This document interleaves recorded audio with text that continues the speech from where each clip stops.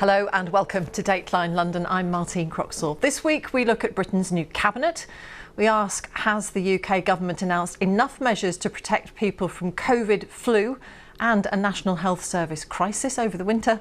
And we look at two underreported events. North Korea's launch of cruise missiles, which can hit Japan, certainly alarming news. And possibly good news, Iran is letting back in the UN nuclear inspectors. Our guest, Henry Chu, over the Los Angeles Times, who spent many years reporting from China in the Far East. The Indian commentator and journalist Ashish Ray of Ray Media, who takes a particular interest in the UK, on which he reports back home to India and the Near East. And joining us in the studio, still suitably distanced, we know the drill, don't we? Celia Hatton, the BBC's Asia Pacific editor. Welcome to you all. And our own dear leader, our editor, Nick Guthrie, has really rammed the programme to the gunnels this week. So we'll see how much we can shoehorn in. The Prime Minister here, Boris Johnson, has reshuffled his cabinet, and perhaps the most striking change is that he has made Liz Truss only the second female Foreign Secretary ever. So, Ashish, let's start with you. What, in your view, should be in her very full in tray? Well, there's a lot happening in the world, starting from Afghanistan to East Asia to the Middle East, not to mention relations with the United States, which could be better. So she certainly has a lot in her in tray. I was a bit surprised that she was elevated. She perhaps deserves it. On the other hand, this talk about her having performed brilliantly as International Trade Secretary was, I think, a little exaggerated, because apart from the Japan deal that she did, I think the others are not so substantive or significant. With Australia, yes, it could be a middle-level deal, and it will be a middle-level deal, but the enhanced trade partnership with India is a damn squib, and I do not see any indication of a trade deal, that is a free trade agreement with the United States, being imminent. So having said that, I think the Foreign Office portfolio is a very heavyweight portfolio. I think her predecessor did not corner himself with glory by being missing in action when Kabul was falling to the Taliban. So she has a lot of repair work to do. As I said, her tray is absolutely full. I think it's also the relationship with, although this is handled by Lord Frost, it's the relationship with the European Union, which we mustn't forget, because after all, it is still a very, very important relationship. And there again, I think the little frostiness that has crept in, I think, needs to be taken care of. Well, whatever we think, well, I don't think anything, of course, I would never express an opinion, but whatever people think of the trade deals, Henry, that she struck, she's clearly been rewarded with this one of the great offices of state. What is she going to have to do to breathe life into that so-called special relationship between the UK and the US, if Joe Biden even cares about it? Well, I think Joe Biden definitely is an Atlanticist and does care about the relationship with Britain and also Europe as a whole, not just the UK. I think Liz Truss is actually in a fairly good position at the moment, purely by dint of timing. She probably will go with Prime Minister Boris Johnson next week to New York for the UN General Assembly, which is a big stage upon which to make a splash, your very first trip as Foreign Secretary. Also, we know that Liz Truss has actually been fairly hawkish about China. She is certainly outspoken about the use of forced labor in Xinjiang and looks at China really as a competitor and potential adversary. And that actually is quite hand in glove with what the Biden administration has as its priorities in terms of dealing with China and checking its rise as a competitor and also potential adversary. You know, just a couple of days ago, that deal between Australia, Britain, and the US, in which Australia will be provided with nuclear-powered submarines, made a big splash, as it were. And that's something that Dominic Raab, Liz Truss's predecessor worked on, but she's the one who can now implement it and, in a sense, take some of the credit for it because she'll be the public face of that deal. And that's already a sign that the US and the UK are on the same page, at least on that score. When it comes to that trade agreement that Ashish talked about, that, though, I think will be on the back burner for the Biden administration and has been since Brexit happened, and it's not going to actually take place anytime soon. So that will be a bit more difficult for her. The trade, the security pact that Henry was talking about there, Celia, known as AUKUS because it's between Australia, the UK and the United States. It's upset France, and as Henry said, it's upset China as well. So Liz Truss, do you think she might have to change her approach to China? Now it's not just about trade, but it's about diplomacy too. Absolutely. And Liz Truss also famously said that she is not a diplomat. She's proven herself to be a loyal supporter of Boris Johnson. She's proven herself to really be a cheerleader when it comes to UK trade. But is she a diplomat? Can she forge alliances? Now, as Henry said, she's been quite hawkish on China, criticizing China, but the UK also really needs China, particularly on the issue of climate change. You know, this is a key time when the UK really is trying to be reaching out to Beijing ahead of COP26. And I think that's also going to be on her plate a little bit as well. She can't simply throw out criticism. She's going to find, whether she wants to be a diplomat or not, she has to forge a path forward. Thank you. Boris Johnson has revealed a light touch plan A and a tougher plan B to tackle COVID in England this winter. And many suspect that the UK is bracing itself for another grim few months. But is his plan enough? Hospitalisations are up, diagnosed cases of COVID are still high. Parts of the National Health Service already say that they are under strain. It is worth repeating that the different nations of the United Kingdom run their own COVID policies because health is part of their devolved powers. Henry, looking into what Boris Johnson is trying to do to get Britain through relatively unscathed this coming winter, how well does it look like he's doing?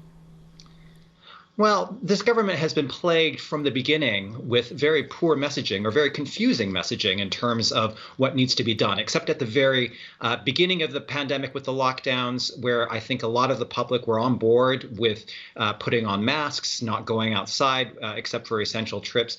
People have now sort of set that aside, partly because the government has said, use your own judgment.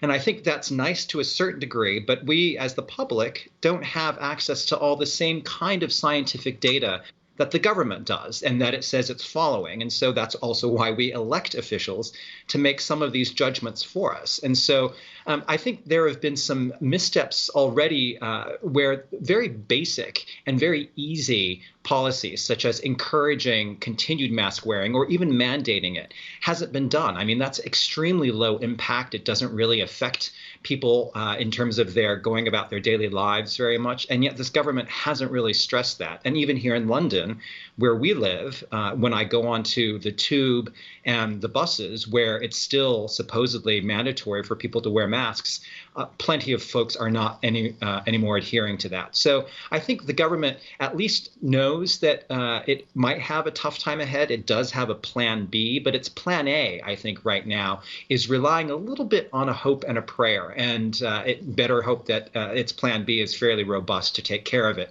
when the hopes and prayers don't actually get answered. Ashish, we've also seen several countries have been told that they're going to come off Britain's so-called red travel list, which will be music to their ears. A clear signal from the UK government that they really do want to be open for business again. But how wise is it, given the rates in some parts of the world? Well, certainly it's a matter of concern, but at the same time, clear signals is always welcome, rather than confusing signals. Too many lights and one light going off at one time and the other one coming on. These things, I think, confuse people and are disincentives for people to travel. And that being a little bit clearer, I guess, at least it will become clearer from next month, I think is helpful. But having said that, I think there are many countries from where one has to be careful as far as passengers are coming in are concerned. And there, I think the checks will remain. I think the testing regimes will stay in place. But there will be an easing off. So the amber light is now out of the way. It's either somebody on the red list or a country where I think you are permitted to travel. I think this is something which is welcome. I would tend to agree with Henry that the first set of proposals for the winter are a light touch set of proposals. And I dare say that mandatory mask wearing and certainly something a little bit tougher, maybe these passports, the COVID passports they're talking about, may be a good idea. Although I do believe that if you stop people from going to work and say that you work from home, then that does affect the economy. It will affect the revenues of the transport systems. It will affect revenues in the areas, in the office districts, and so on. So I suppose that could be a last resort, but I certainly believe that mask wearing should be made mandatory. Celia, here in the United Kingdom, there's been a massive push for people to be vaccinated, adults first, then older teenagers, and now young teenagers, 12 to 15. We're seeing massive differences though around the world, particularly in the parts of the world that you cover, in how much vaccines available. That's right. And really, I think when it comes to countries like the UK, rich, developed countries that are really relying on vaccines and the distribution of vaccines to keep virus levels down, that might help them domestically. But really, that's not going to help to solve the pandemic globally. You know, there's an estimate that really until 50 to 75% of the population of the whole planet has been vaccinated, we're not going to see an end to this pandemic. Poor countries, many really low-income countries, around 2% of people in poor countries have been vaccinated. So there's still such a long way to go. So it is very difficult when the UK has really only delivered 7% of the vaccines that had promised to COVAX, the vaccine sharing scheme, really to continue relying on vaccines throughout the winter. I think there's a lot of hope that really it will begin to share some of those vaccines globally. Yeah, and we're about to start the third booster round in this country. Absolutely. And other people are really lagging behind through lack of supply. Mm-hmm. Thank you very much. Let's turn now to North Korea. It's launched a number of test missiles this week, one of which experts think could carry a nuclear warhead and reach Japan. This is despite sanctions, a collapsed economy, hunger, poverty and closed borders. Celia, how concerned should the international community be, particularly North Korea's neighbours, about what they've been testing? Absolutely. I think we should be very concerned. Really not in the short term. I think things will continue as they will. I think North Korea will continue testing. It will continue calling for an end to sanctions. I don't think anything's going to change. But in the medium term, I think there's a lot to be concerned about. Within North Korea, we've heard reports just this week of farmers complaining that thieves are coming in to steal their crops from the fields in order to just simply feed themselves or to go and sell their crops at market, because people are so hungry. Around 40% of the country, we think, isn't getting enough to eat on a regular basis. So there's that. This is a country that's been through drought and then torrential rains in August. So really, it suffered a lot. It's the country that was the first country to shut its borders at the start of the pandemic and really hasn't reopened to trade at all. So this is a country that is suffering, that is getting a little bit desperate. At the same time, regional tensions are quite high. Now, we talk about North Korea testing weapons, but South Korea has also tested weapons.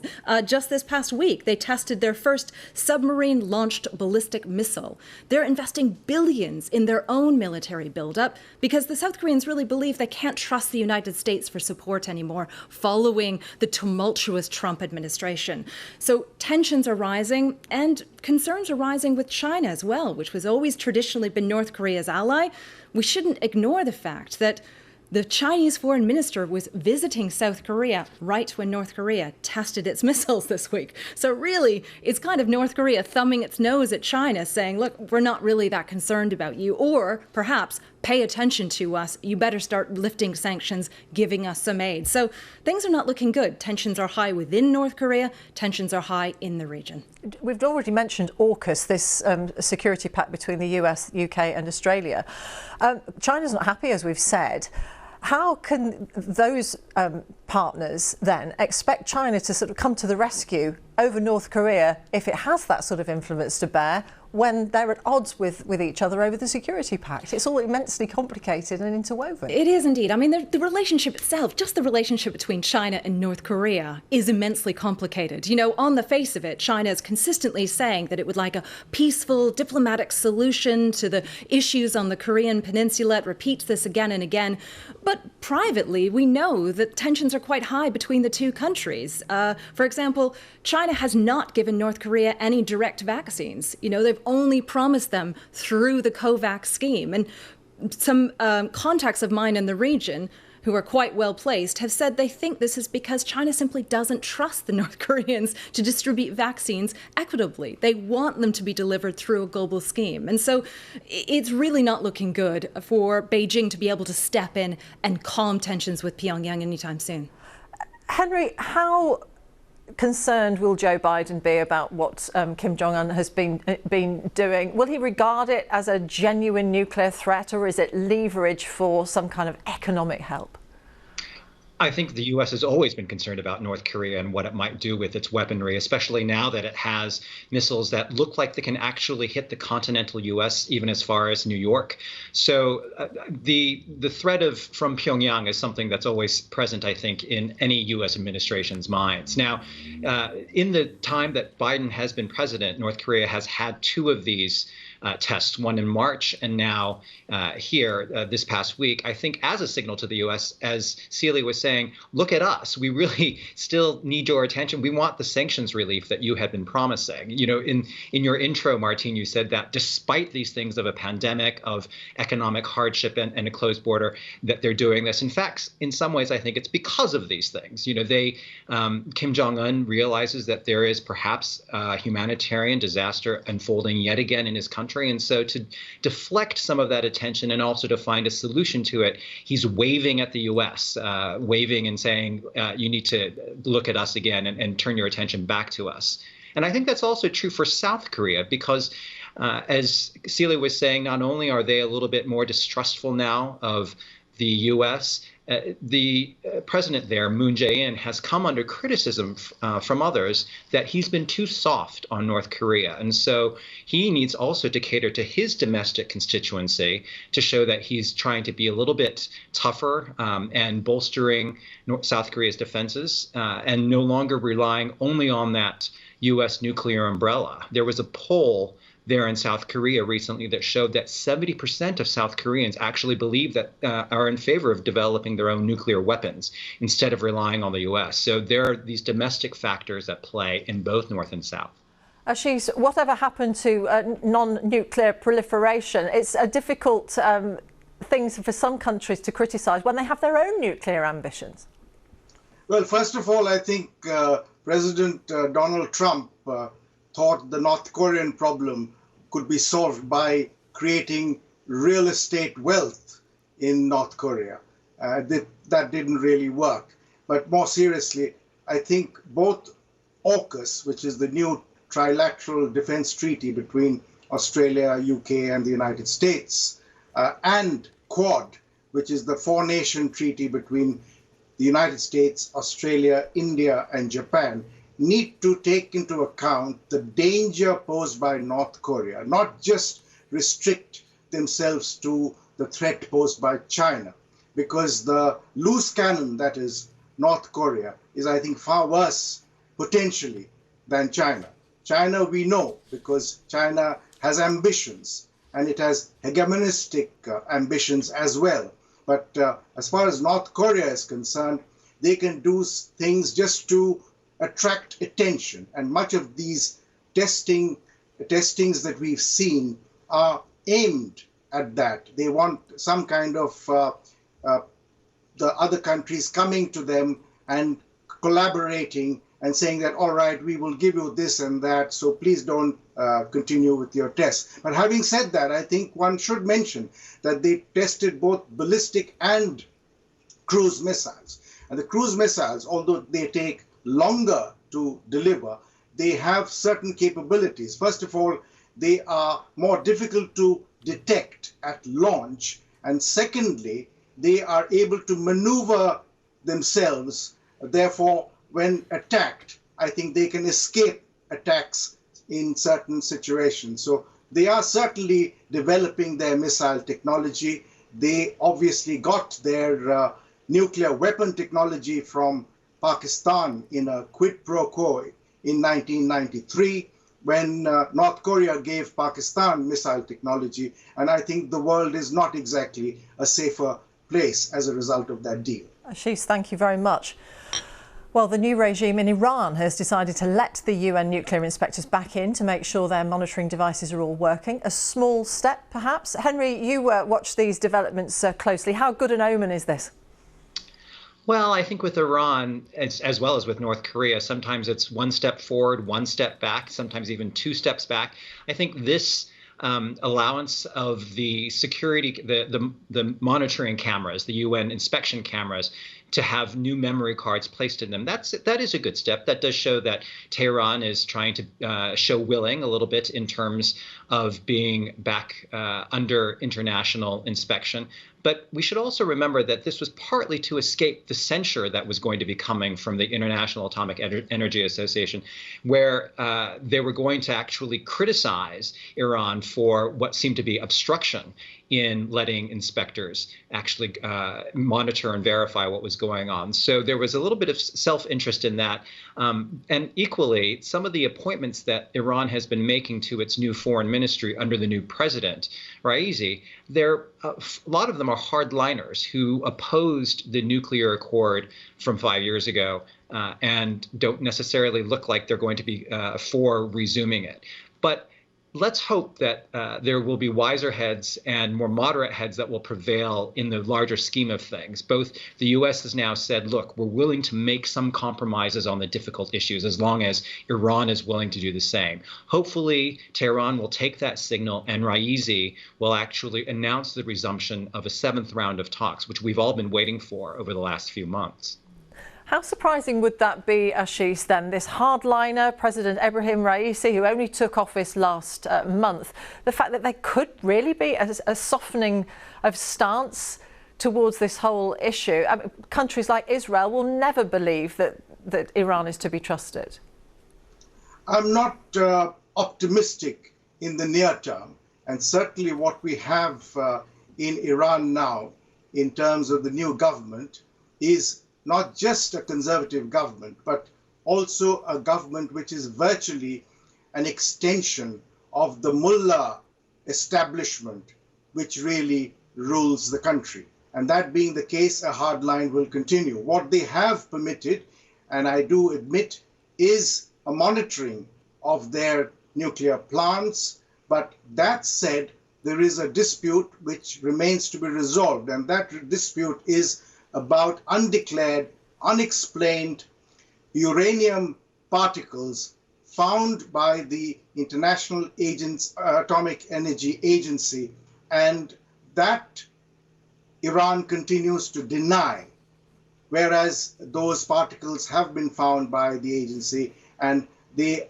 are in talks at the moment, but there does not seem to be an immediate agreement as far as the current talks are concerned. So that is a problem. And as far as reviving the treaty, which was the major nuclear deal in which several countries were involved and which was sabotaged by President Trump in 2018, I think that will be a more difficult one to revive because it will mean a lot of give and take before that can happen. Celia, Iran is only too aware who its enemies are, so where is it going to be drawing its support from? I think, we're really in an era of alliance diplomacy, aren't we? And as Iran's, dealing with its enemies, jostling with the IAEA, well, it does have some friends reaching out to it, or prospective friends. Just today, China and Russia endorsed Iran's future membership in the Shanghai Cooperation Organization. Now, this is a regional organization. It likes to call itself the Alliance of the East. It's basically the Central Asian countries, India, Pakistan, Russia, and China. They've been meeting this week. And they have invited formally Iran to join, or China and Russia have endorsed Iran's future membership. And since they're two of the main members, I think Iran has a pretty good stint at joining. This organization is quite powerful. They have joint military exercises, they share intelligence, they deal with counterterrorism. So yes, Iran certainly, even though it's dealing with enemies, it's also making some friends. Thank you very much. 4 subjects, 3 correspondents. We did it. That's all we have time for this week. Thanks to our guests, Henry Chu, Ashish Ray, and here with me in the studio, Celia Hatton. Do join us again next week. Same time, same place. Thanks to you for watching. Goodbye.